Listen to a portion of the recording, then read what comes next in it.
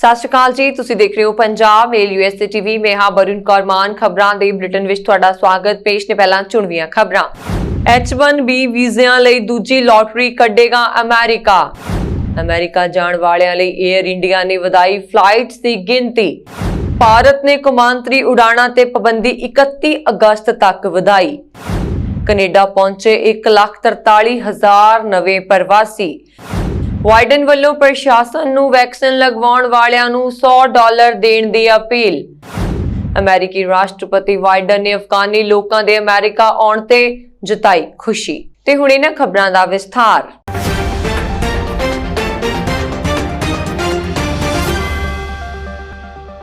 H1B visa ਲੈਣ ਦੇ ਚਾਹਵਾਨ ਸੈਂਕੜੇ ਭਾਰਤੀ IT ਪੇਸ਼ੇਵਰਾਂ ਨੂੰ ਰਾਹਤ ਦਿੰਦਿਆਂ ਅਮਰੀਕਾ ਦੀ ਆਵਾਸ ਏਜੰਸੀ ਨੇ ਇਹਨਾਂ ਵੀਜ਼ਿਆਂ ਲਈ ਦੂਜੀ ਲਾਟਰੀ ਕੱਢਣ ਦਾ ਫੈਸਲਾ ਕੀਤਾ। ਹਾਲਾਂਕਿ ਅਜਿਹਾ ਆਮ ਤੌਰ ਤੇ ਨਹੀਂ ਕੀਤਾ ਜਾਂਦਾ। ਜ਼ਿਕਰਯੋਗ ਹੈ ਕਿ ਪਹਿਲੀ ਚੋਣ ਸੂਚੀ ਵਿੱਚ ਕਈ ਜਣੇ ਥਾਂ ਬਣਾਉਣ ਤੋਂ ਰਹਿ ਗਏ ਸਨ।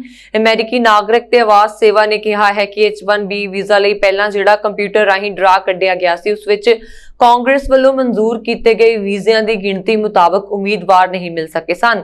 ਜ਼ਿਕਰਯੋਗ ਹੈ ਕਿ ਇਹਨਾਂ ਵੀਜ਼ਿਆਂ ਲਈ ਵੱਡੀ ਗਿਣਤੀ ਭਾਰਤੀ ਆਪਣਾ ਦਾਅਵਾ ਪੇਸ਼ ਕਰਦੇ ਹਨ। ਇਹ ਗੈਰ ਆਵਾਸੀ ਵੀਜ਼ਾ ਹੈ ਜੋ ਅਮਰੀਕੀ ਕੰਪਨੀਆਂ ਨੂੰ ਖਾਸ ਮੁਹਾਰਤ ਵਾਲੇ ਕੰਮਾਂ ਲਈ ਵਿਦੇਸ਼ੀ ਵਰਕਰ ਚੁਣਨ ਦੀ ਆਗਿਆ ਦਿੰਦਾ ਹੈ। ਹਰੇਕ ਵਿੱਤੀ ਵਰ੍ਹੇ ਵਿੱਚ 65,000 H1B ਵੀਜ਼ਾ ਦਿੱਤੇ ਜਾਂਦੇ ਨੇ। ਅਮਰੀਕਾ ਪੜਨ ਜਾ ਰਹੇ ਹਜ਼ਾਰਾਂ ਵਿਦਿਆਰਥੀਆਂ ਦੀ ਸਹੂਲਤ ਨੂੰ ਵੇਖਦਿਆਂ 에ਅਰ ਇੰਡੀਆ ਵੱਲੋਂ 7 ਅਗਸਤ ਤੋਂ ਆਪਣੀਆਂ ਨਾਨ ਸਟਾਪ ਫਲਾਈਟਸ ਦੀ ਗਿਣਤੀ ਦੁੱਗਣੀ ਕੀਤੀ ਜਾ ਰਹੀ ਹੈ। ਭਾਰਤ ਵਿੱਚ ਕੋਰੋਨਾ ਵਾਇਰਸ ਦੀ ਦੂਜੀ ਲਹਿਰ ਦੇ ਜ਼ੋਰ ਫੜਨ ਮਗਰੋਂ ਅਮਰੀਕੀ ਸਰਕਾਰ ਨੇ ਮੁਸਾਫਰਾਂ ਦੀ ਆਮਦ ਤੇ ਪਾਬੰਦੀ ਲਾ ਦਿੱਤੀ ਸੀ, ਜਿਸ ਦੇ ਮੱਦੇਨਜ਼ਰ 에ਅਰ ਇੰਡੀਆ ਨੂੰ ਹਫ਼ਤੇ ਵਿੱਚ ਚੱਲਦਿਆਂ 40 ਫਲਾਈਟਸ ਦੀ ਗਿਣਤੀ 10 ਤੋਂ ਵੀ ਘਟਾਉਣੇ ਮਜਬੂਰ ਹੋਣਾ ਪਿਆ। ਹੁਣ 에ਅਰ ਇੰਡੀਆ ਵੱਲੋਂ ਹਰ ਹਫ਼ਤੇ ਅਮਰੀਕਾ ਦੇ ਨਿਊਯਾਰਕ, ਨਿਵਾਕ, ਸ਼ਿਕਾਗੋ ਅਤੇ ਸੈਨ ਫਰਾਂਸਿਸਕੋ ਸ਼ਹਿਰਾਂ ਲਈ 21 ਫਲਾਈਟਸ ਰਵਾਨਾ ਕੀਤੀਆਂ ਜਾਣਗੀਆਂ। ਦੂਜੇ ਪਾਸੇ ਅਮਰੀਕਾ ਤੋਂ ਭਾਰਤ ਤੱਕ ਫਲਾਈਟਸ ਆਪਰੇਟ ਕਰ ਰਹੀ ਯੂਨਾਈਟਿਡ 에ਅਰਲਾਈਨਸ ਵੱਲੋਂ ਫਿਲਹਾਲ ਕਿਸੇ ਤਬਦੀਲੀ ਦਾ ਐਲਾਨ ਨਹੀਂ ਕੀਤਾ ਗਿਆ। ਭਾਰਤ ਸਰਕਾਰ ਨੇ ਕੌਮਾਂਤਰੀ ਉਡਾਣਾਂ ਤੇ ਪਾਬੰਦੀ 31 ਅਗਸਤ ਤੱਕ ਵਧਾ ਦਿੱਤੀ ਹੈ। Directorate general of civil aviation ਵੱਲੋਂ ਜਾਰੀ ਬਿਆਨ ਵਿੱਚ ਕਿਹਾ ਗਿਆ ਕਿ ਕੌਮਾਂਤਰੀ ਉਡਾਣਾਂ ਤੇ ਪਾਬੰਦੀ ਬਰਕਰਾਰ ਰਹੇਗੀ, ਪਰ ਚੋਣਵੇਂ ਰੂਟਾਂ ਤੇ ਮੁਸਾਫਰ ਜਹਾਜ਼ਾਂ ਦੀ ਆਵਾਜਾਈ ਬਾਰੇ ਇਜਾਜ਼ਤ ਦਿੱਤੀ ਜਾ ਸਕਦੀ ਹੈ। ਕੌਮਾਂਤਰੀ ਫਲਾਈਟਸ ਤੇ ਪਾਬੰਦੀ ਦੇ ਬਾਵਜੂਦ 에ਅਰ ਬਬਲ ਸਮਝੌਤੇ ਤਹਿਤ ਉਡਾਣਾਂ ਜਾਰੀ ਰਹਿਣਗੀਆਂ। ਇਸ ਵੇਲੇ 24 ਮੁਲਕਾਂ ਨਾਲ 에ਅਰ ਬਬਲ ਸਮਝੌਤਾ ਚੱਲ ਰਿਹਾ ਹੈ, ਜਿਨ੍ਹਾਂ ਵਿੱਚ ਅਮਰੀਕਾ, UK, ਸੰਯੁਕਤ ਅਰਬ ਅਮੀਰਾਤ, ਕੀਨੀਆ, ਭੂਟਾਨ ਅਤੇ ਫਰਾਂਸ ਸ਼ਾਮਲ ਨੇ। ਕੈਨੇਡਾ ਵੱਲੋਂ ਭਾਰਤੀ ਫਲਾਈਟਸ ਪਾਬੰਦੀ ਲਾਈ ਹੋਣ ਕਾਰਨ 에ਅਰ ਬਬਲ ਸਮਝੌਤੇ ਦੇ ਬਾਵਜੂਦ ਹਵਾਈ ਆਵਾਜਾਈ ਨਹੀਂ ਹੋ ਰਹੀ। Directorate general of civil aviation ਦੇ ਹੁਕਮਾਂ ਵਿੱਚ ਕਿਹਾ ਗਿਆ ਹੈ ਕਿ ਫਲਾਈਟਸ ਤੇ ਪਾਬੰਦੀ ਨਾਲ ਕੌਮਾਂਤਰੀ ਕਾਰਗੋ ਫਲਾਈਟਸ ਪ੍ਰਭਾਵਿਤ ਨਹੀਂ ਹੋਣਗੀਆਂ। ਨਵੇਂ ਪ੍ਰਵਾਸੀਆਂ ਦੇ ਕੈਨੇਡਾ ਪਹੁੰਚਣ ਦੀ ਰਫ਼ਤਾਰ ਵਿੱਚ ਆਈ ਖੜੌਤ ਬੀਤੇ ਜੂਨ ਮਹੀਨੇ ਦੌਰਾਨ ਟੁੱਟਦੀ ਨਜ਼ਰ ਆਈ, ਜਦੋਂ 35,000 ਤੋਂ ਵੱਧ ਪ੍ਰਵਾਸੀਆਂ ਨੇ ਕਦਮ ਰੱਖਿਆ। ਮਹਾਮਾਰੀ ਦੌਰਾਨ ਪਹਿਲੀ ਵਾਰ ਕਿਸੇ ਇੱਕ ਮਹੀਨੇ ਦੌਰਾਨ ਨਵੇਂ ਪ੍ਰਵਾਸੀਆਂ ਦੀ ਗਿਣਤੀ 25,000 ਤੋਂ ਟੱਪ ਸਕੀ ਅਤੇ ਹੁਣ ਇਮੀਗ੍ਰੇਸ਼ਨ ਵਿਭਾਗ ਨੂੰ ਮੌਜੂਦਾ ਵਰ੍ਹੇ ਦੌਰਾਨ 4 ਲੱਖ ਪ੍ਰਵਾਸੀ ਕੈਨੇਡਾ ਛੱਡਣ ਦਾ ਟੀਚਾ ਪੂਰਾ ਹੁੰਦਾ ਨਜ਼ਰ ਆ ਰਿਹਾ ਹੈ। ਇਮੀਗ੍ਰੇਸ਼ਨ ਵਿਭਾਗ ਵੱਲੋਂ ਜਾਰੀ ਅੰਕੜਿਆਂ ਮੁਤਾਬਕ ਜੂਨ ਵਿੱਚ 35,700 ਨਵੇਂ ਪ੍ਰਵਾਸੀਆਂ ਦਾ ਸਵਾਗਤ ਕੀਤਾ ਗਿਆ, ਜੋ ਮਈ ਦੇ ਮੁਕਾਬਲੇ ਤਕਰੀਬਨ ਦੁੱਗਣਾ ਅੰਕੜਾ ਬਣਦਾ ਹੈ। ਇਸ ਸਾਲ ਦੇ ਪਹਿਲੇ 6 ਮਹੀਨੇ ਦੌਰਾਨ 1,43,000 ਨਵੇਂ ਪਰਮਾਨੈਂਟ ਰੈਜ਼ੀਡੈਂਟ ਕੈਨੇਡਾ ਪਹੁੰਚ ਚੁੱਕੇ ਹਨ ਅਤੇ ਤੈਅ ਟੀਚਾ ਪੂਰਾ ਕਰਨ ਲਈ ਸਾਲ ਦੇ ਬਾਕੀ 6 ਮਹੀਨੇ ਦੌਰਾਨ 43,000 ਦੀ ਔਸਤ ਨਾਲ ਪ੍ਰਵਾਸੀਆਂ ਦੀ ਆਮਦ ਲਾਜ਼ਮੀ ਹੈ। ਮਹਾਮਾਰੀ ਤੋਂ ਪਹਿਲਾਂ ਹਰ ਮਹੀਨੇ ਕੈਨੇਡਾ ਪਹੁੰਚਣ ਵਾਲੇ ਨਵੇਂ ਪ੍ਰਵਾਸੀਆਂ ਦੀ ਔਸਤ 25,000 ਤੋਂ 35,000 ਦਰਮਿਆਨ ਦਰਜ ਕੀਤੀ ਗਈ, ਪਰ ਕੌਮਾਂਤਰੀ ਵਿਦਿਆਰਥੀਆਂ ਨੂੰ PR ਦੇਣ ਲਈ ਆਰੰਭੀ ਵਿਸ਼ੇਸ਼ ਯੋਜਨਾ ਦੇ ਸਿਰ ਤੇ ਟੀਚੇ ਦੇ ਨੇੜੇ ਤੇੜੇ ਪਹੁੰਚਿਆ ਜਾ ਸਕਦਾ ਹੈ। ਸਾਲ 2019 ਦੇ ਦੂਜੇ ਅੱਧ ਦੌਰਾਨ ਸਭ ਤੋਂ ਜ਼ਿਆਦਾ 1,80,000 ਨਵੇਂ ਪ੍ਰਵਾਸੀ ਕੈਨੇਡਾ ਪੁੱਜੇ ਅਤੇ ਜੇ ਇਸ ਅੰਕੜੇ ਨੂੰ ਇਨ ਬਿਨ ਲਾਗੂ ਕਰ ਦਿੱਤਾ ਜਾਵੇ ਤਾਂ ਮੌਜੂਦਾ ਵਰ੍ਹੇ ਦੌਰਾਨ 3,20,000 ਪ੍ਰਵਾਸੀਆਂ ਦਾ ਸਵਾਗਤ ਕੀਤਾ ਜਾ ਸਕਦਾ ਹੈ, ਪਰ ਇਹ ਗਿਣਤੀ ਵੀ ਤੈਅ ਟੀਚੇ ਤੋਂ 80,000 ਘੱਟ ਹੋਵੇਗੀ।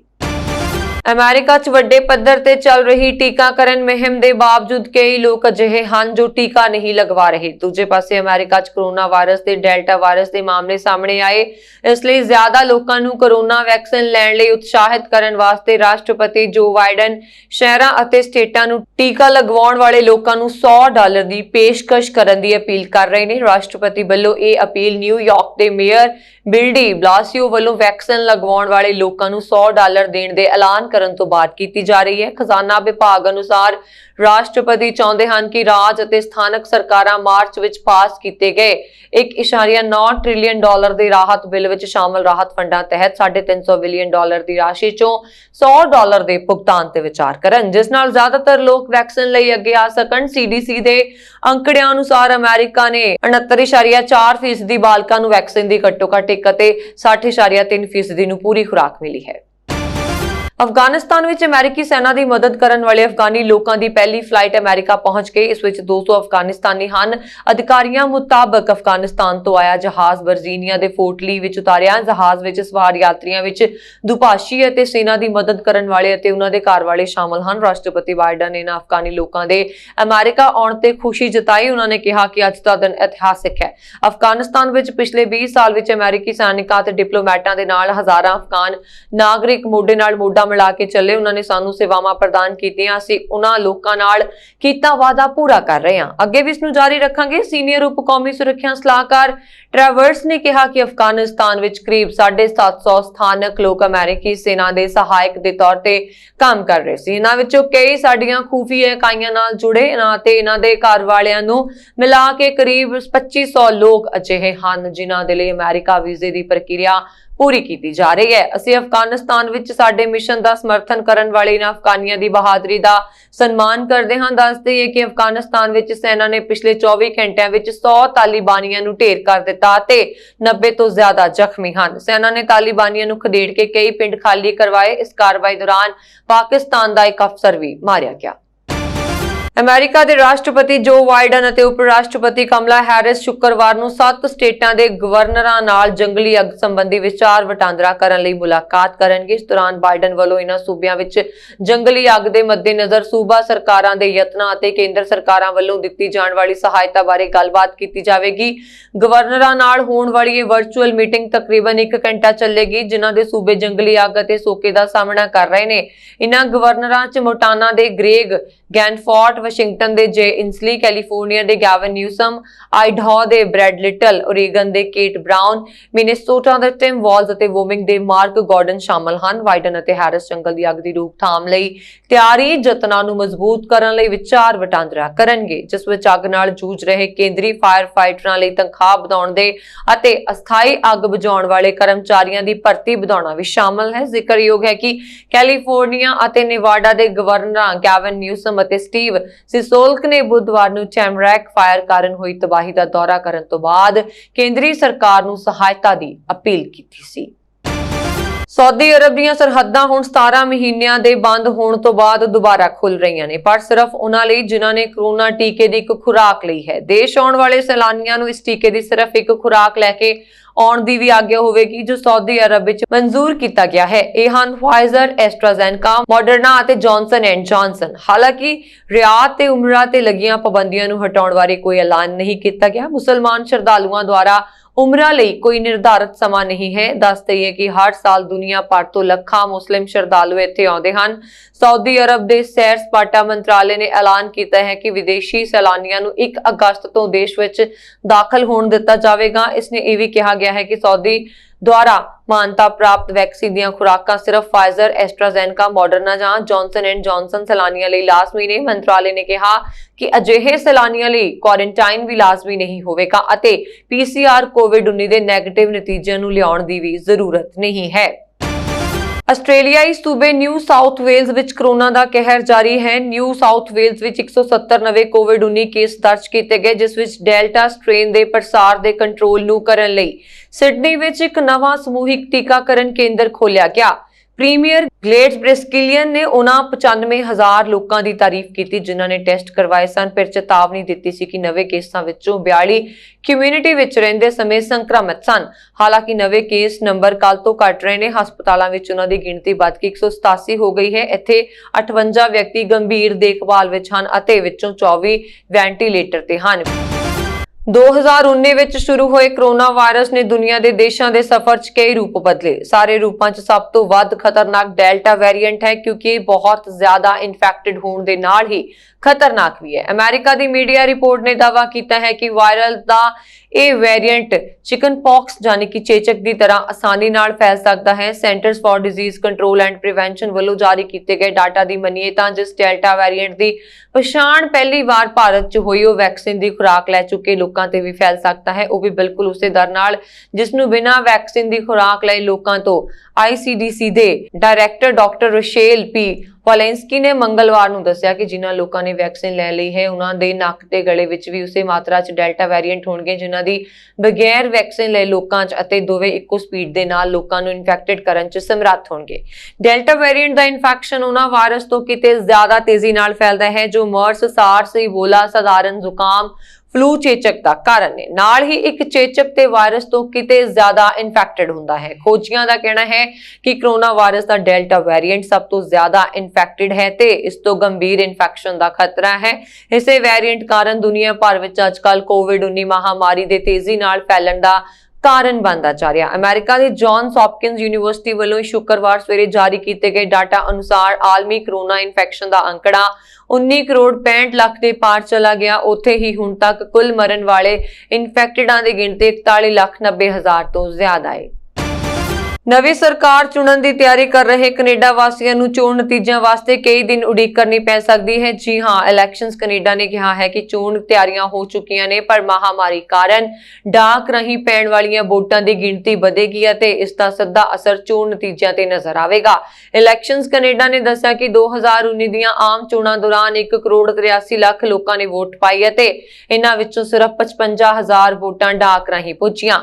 ਮੌਜੂਦਾ ਸਮੇਂ ਦੌਰਾਨ ਡਾਕ ਰਾਹੀਂ ਵੋਟਾਂ ਦੀ ਗਿਣਤੀ ਕਿਤੇ ਜ਼ਿਆਦਾ ਵੱਧ ਸਕਦੀ ਹੈ। ਮੰਨਿਆ ਜਾ ਰਿਹਾ ਹੈ ਕਿ ਇਸ ਵਾਰ ਲੱਖਾਂ ਲੋਕ ਡਾਕ ਰਾਹੀਂ ਵੋਟ ਪਾਉਣ ਦਾ ਤਰੀਕਾ ਅਪਣਾ ਸਕਦੇ ਨੇ ਤੇ ਅਜਿਹੇ ਵਿੱਚ ਇਲੈਕਸ਼ਨਸ ਕੈਨੇਡਾ ਨੂੰ ਸਪਸ਼ਟ ਕਰਨਾ ਹੋਵੇਗਾ ਕਿ ਵੋਟਾਂ ਦੀ ਗਿਣਤੀ ਵਿੱਚ ਕਿੰਨਾ ਸਮਾਂ ਲੱਗ ਸਕਦਾ ਹੈ ਅਤੇ ਕਦੋਂ ਤੱਕ ਨਤੀਜੇ ਲੋਕਾਂ ਤੱਕ ਪਹੁੰਚਾ ਦਿੱਤੇ ਜਾਣਗੇ।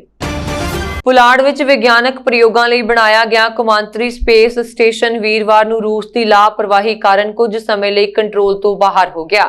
ਅਮਰੀਕੀ ਪੁਲਾੜ ਏਜੰਸੀ ਨਾਸਾ ਦੇ ਵਿਗਿਆਨੀਆਂ ਨੇ ਬੜੀ ਮੁਸ਼ਕਲ ਨਾਲ ISS ਤੇ ਦੁਬਾਰਾ ਕੰਟਰੋਲ ਸਥਾਪਿਤ ਕੀਤਾ। ਨਾਸਾ ਮੁਤਾਬਕ ਇਹ ਘਟਨਾ ਉਦੋਂ ਹੋਈ ਜਦੋਂ ਵੀਰਵਾਰ ਨੂੰ ਰੂਸ ਦੀ ਨੌ ਕਲਾਬ ਮੋਡਿਊਲ ISS ਨਾਲ ਕਨੈਕਟ ਹੋ ਗਿਆ ਸੀ। ਇਸ ਦੌਰਾਨ ਮੋਡਿਊਲ ਦੇ ਜੈਟ ਥਰਸਟਰਸ ਅਣਜਾਣੇ 'ਚ ਕੁਝ ਘੰਟਿਆਂ ਤੱਕ ਔਨ ਰਹਿ ਗਏ, ਜਿਸ ਨਾਲ ਪੂਰਾ ਪੁਲਾੜ ਸਟੇਸ਼ਨ ਹੀ ਆਪਣੇ ਰਾਹ ਤੋਂ ਭਟਕ ਗਿਆ। ਨਾਸਾ ਤੇ ਰੂਸ ਦੀ ਸਰਕਾਰੀ ਸਮਾਚਾਰ ਏਜੰਸੀ RIA ਨੇ ਦੱਸਿਆ ਹੈ ਕਿ ਇਸ ਘਟਨਾ ਨਾਲ ISS ਤੇ ਮੌਜੂਦ ਪੁਲਾੜ ਯਾਤਰੀਆਂ ਨੂੰ ਕੋਈ ਖਤਰਾ ਨਹੀਂ ਹੋਇਆ। ਇਸ ਸਮੇਂ ISS ਤੇ ਚਾਲਕ ਦਲ ਦੇ ਮੈਂਬਰਾਂ ਨਾਲ ਕੁੱਲ 7 ਪੁਲਾੜ ਯਾਤਰੀ ਮੌਜੂਦ ਹਨ। ਇਹਨਾਂ 'ਚ ਨਾਸਾ ਦੇ 3, ਰੂਸ ਦੇ 2, ਜਾਪਾਨ ਦਾ 1 ਤੇ ਯੂਰੋਪ ਪੁਲਾੜ ਏਜੰਸੀ ਤੋਂ ਫਰਾਂਸ ਦਾ 1 ਪੁਲਾੜ ਯਾਤਰੀ ਸ਼ਾਮਲ ਹਨ।